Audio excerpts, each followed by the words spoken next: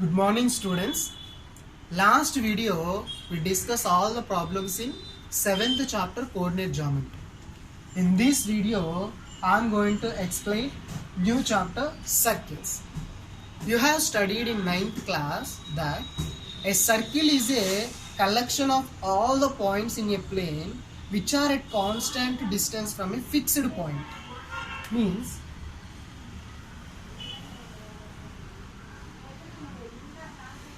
the collection of all the points in a plane which are at a constant distance from a fixed point. This fixed point is called as a center of the circle. The particular fixed point is called center of the circle. The constant distance is called radius of the circle. Radius of the circle. So finally, the collection of all the points in a plane which are at a constant distance from a fixed point is called a circle. Okay? Here the radius is same from everywhere. For example, if you find out the distance from this fixed point to any point on a line, the radius always be same. Okay? You also have studied some terms related to circle like chord, segment, arc, sector. Chord means a line joining the 2 points on a circle. A line joining the 2 points on a circle is called as a chord. Circle లో ఉన్నటువంటి రెండు పాయింట్లను కనుక join చేసే line మనం ఏమంటాం? Card అంటాం. ఓకేనా? Coming to segment, the region bounded by the card of the circle is called as a segment. The region bounded by the chord of the circle is called as a segment. It is minor segment and it is major segment. So this one is minor segment, this one is major segment. So segment means the region bounded by the chord. Okay, and the chord passing through the center of the circle is called as a diameter of the circle. Chord passing through the center of the circle is called diameter of the circle. Okay, so simply diameter, how we have to represent? Diameter is the sum of this radius and this radius. So it is also R, it is also R. So diameter simply we have to represent 2R. Okay. Coming to arc. Arc means this is called an arc. A circle is there. This is an arc. Okay. For example, here it is one of the radius. Here it is one of the radius. A fixed point is called as the center. The region bounded by these two radius and an arc is called as a sector. Okay. Here it is a small arc. The region bounded by the two radius and an arc is called as a sector. So all these all are you studied in earlier classes. Okay. Let us examine the different situations that can arise when a line and a circle are in a plane. There are three possibilities. Possibility 1, so I am considering a line PQ.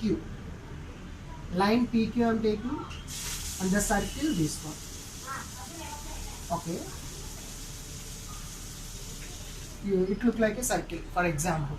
Okay, so first possibility, a line PQ and the circle have no common points.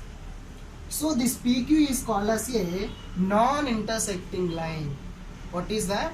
PQ is called as a non-intersecting line with respect to this circle. And second possibility, a line PQ intersect the circle at 2 points A and B. Means the line PQ and the circle have 2 common points. So this particular line is called as a secant line. So the extension of your chord is called as a secant. here the secant line PQ with respect to this circle. Understand? Means a line PQ which intersects the circle at 2 points. So that particular line is called as a secant line. Coming to third possibility, it was the most important property.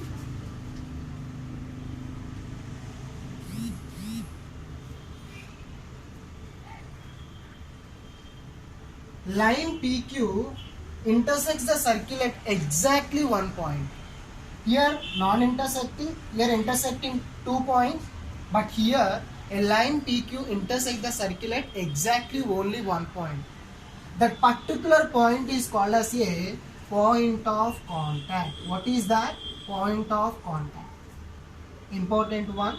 A line which intersects the circle at exactly 1 point is called as a point of contact.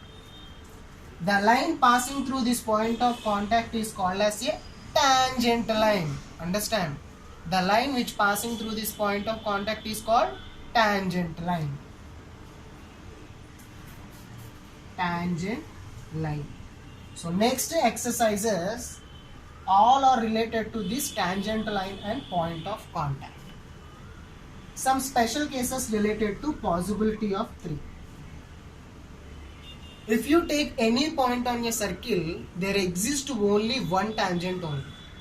For example, this is the circle, this is the point, I am taking 1 point, so it is 1 point. This is called a point of contact. For example, I can draw some more lines. For example, in this point, I can draw this line, or this line, or this line. What happened? Only one tangent can exist. Remaining all lines become a secant line. Yes or no? This line intersect here and here. This line intersect here and here. This line also here and here. So, what I conclude that at one point on a circle, there exists only one tangent only. If you draw so many lines through this particular point, it becomes a secant. So, at particular point on a circle, there exists only one tangent. If you take this point here, here also exists only one tangent. If you take here, here also exists only one point. Means a point on a circle exists only one tangent. Okay, but in a circle so many points is there. Means so many tangents exist. Infinite tangents exist. Circle lo oka point దగ్గర ఒక tangent మాత్రమే exist అవుతుంది. కానీ సర్కిల్లో చాలా points ఉంటాయి కాబట్టి చాలా టాంజెంట్స్ ఎగ్జిస్ట్ అవుతాయి. ఓకే, ఒక టాంజెంట్ కాకుండా ఇంకా నేను లైన్స్ డ్రా చేయగలను అనుకుంటే ఆ లైన్స్ అన్ని ఏమైపోతాయి? టాంజెంట్ కాకుండా సీకెంట్ లైన్స్ అయిపోతాయి. Understand? So regarding this point of contact and tangent of a line we discuss one important theorem, that is 10.1 theorem. Okay, coming to theorem 10.1, the tangent at any point of a circle is perpendicular to the radius through the point of contact. Here the tangent at any point of a circle is perpendicular to radius through the point of contact. The three more important: point of contact, tangent and radius. So to prove this theorem, let us consider a circle with the center O.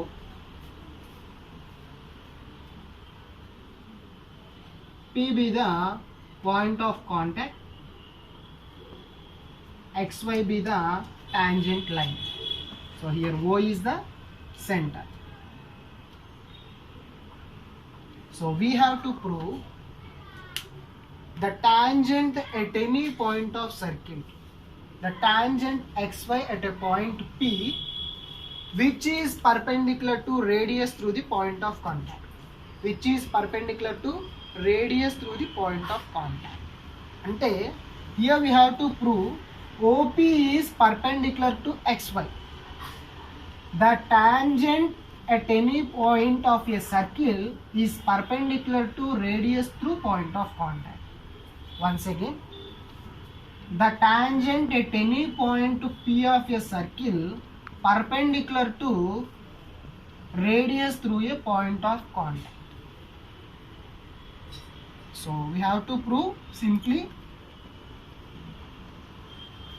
OP is perpendicular to XY. OP is perpendicular to XY in the sense OP is the only shortest distance from center O to point on a line XY. Any other line, ఇక్కడ P కాకుండా if you take any point, okay, it must be longer than OP otherwise. So ఈ line మీద P అనే పాయింట్కి O అనే దానికి మధ్య డిస్టెన్సే అన్నిటికన్నా smallest. If you take any other points other than P, the distance must be greater than OP, then OP must be a smallest one. So finally we have to prove OP is only the smallest line from center O to point on this XY. Okay, so that we have to prove that then OP become a perpendicular to XY. So first tell me, here OP is a radius, yes or no? OP is radius. I am taking another point other than P on XY line. So that point I am named as Q.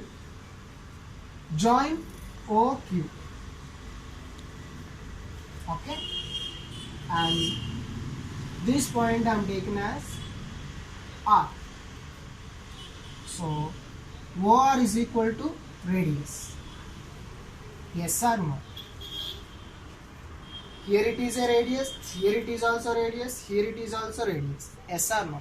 The distance from a fixed point to point on a circle is same. That constant distance is called as a radius. So here OP is radius and OR also radius. So OP is equal to OR. Yes or no? It is also radius, it is also radius. So OP distance must and should be equal to OR distance. OQ is equal to OR plus RQ. Yes or no? So from 1 and 2, OP less than OQ. Yes or no? OP కన్నా OQ పెద్దది అంటే OP is the smallest one. Here చూడండి, OQ means it is the combination of OR plus RQ. OP is only radius, but OQ in the sense radius plus some part. So OQ is always greater than OP. In this theorem I want to conclude that OP is perpendicular to XY in the sense OP only the smallest distance. So here OP is the smallest distance and comparing to OQ. Not only Q, if you take any point, for example I am taking here one point, here also one point, here also one point, here, so many points I am taking on this particular line. If you join center O to this particular lines, what happen? It always be greater than OP. Yes or no? Why? Because this part is radius, this part is radius, this part is radius. Again some extra part is there.